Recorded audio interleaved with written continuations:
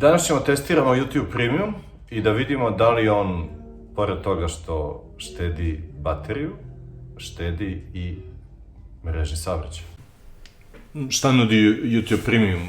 Pored nekih funkcionalnosti opšteg tipa koje su svima poznate, besplatno gledanja videa bez reklama i tako dalje, nudi nešto što se zove background play, koji se ponaša tako da u stvari kada stisnete standby dugme vašeg telefona, on, kako se zove, nastavi da svira, peva ili šta god radi.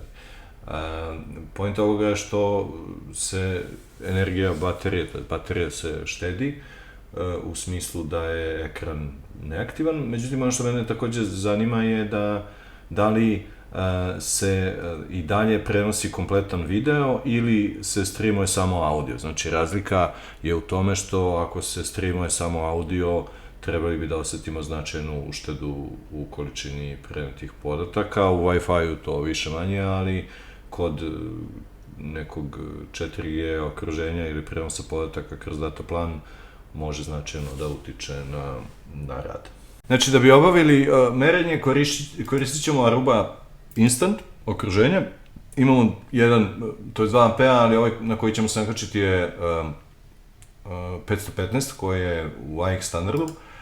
I klijent se, znači, prikačio prilično visokom brzinom. Znači, on je negde na brzinom vara između 1200 u jednom momentu i 860 megabita.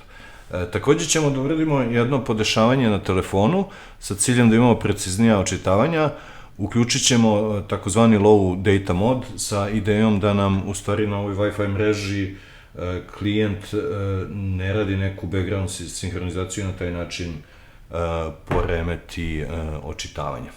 Takođe ćemo pratiti na ovom dijagramu klijentovog throughputa količinu podataka koja je preneta kroz vreme. Znači, vidimo da sada kad je ovaj telefon stabilan, to je nekih 14 kilobita. Pre toga ćemo još malo da kažem, tuniramo mrežu. U stvari, ograničit ćemo throughput na SSID-u koji koristimo na nekih 5 megabita.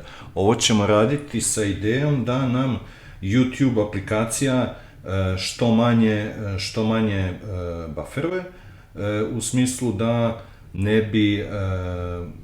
ne bi previše podataka bilo preneto unapred i na taj način pokvarilo očitavanje. Znači, ja sam podesio nekih 5 megabita ograničenje na ovom SSID-u. Za merenje ću koristim neki random HD video sa što većim frame rate-om i moje očekivanje da on ima da on zahteva nekih 10 megabita i evo, sad kad smo ga pokrenuli, znači vidimo da on blago je ispred ova buffering pozicija u odnosu na realno vreme. Na grafikonu klijenta treba da očekujemo skok u količini prenetih podataka. Aruba Instant očitava, to jest uzima statistiku na 30 sekundi, tako da na svakih 30 sekundi treba da imamo očitavanje o količini prenetih podataka.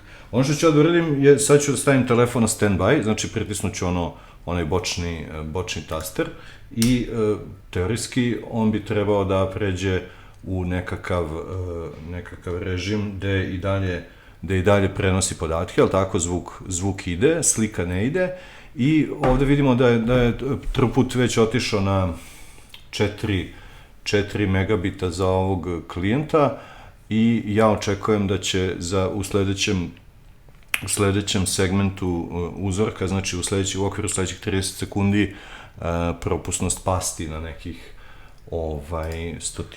stotinjak kilobita u sekundi koliko tipično audio stream uzima. Ajde da sačekamo još malo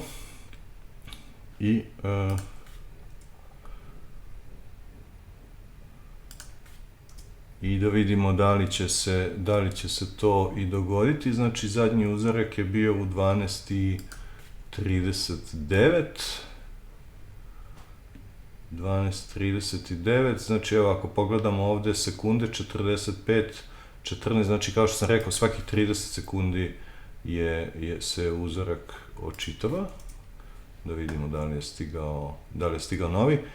Evo ga, znači, pošto je ovo prosečena vrednost, u 12:40-14 imamo novo očitavanje, ono je već palo na 378 kilobita, znači ovo je usrednjena vrednost, ali verujem da će u sledećem uzorku već biti mnogo bliže vrednosti od nekih 100 kilobita, zavisnosti od kvaliteta zvuka.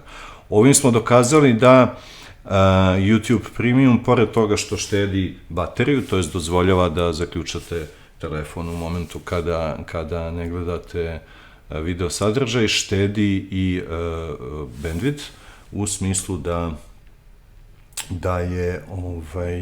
da nećemo imati prenošenje nepotrebnih podataka. Hvala.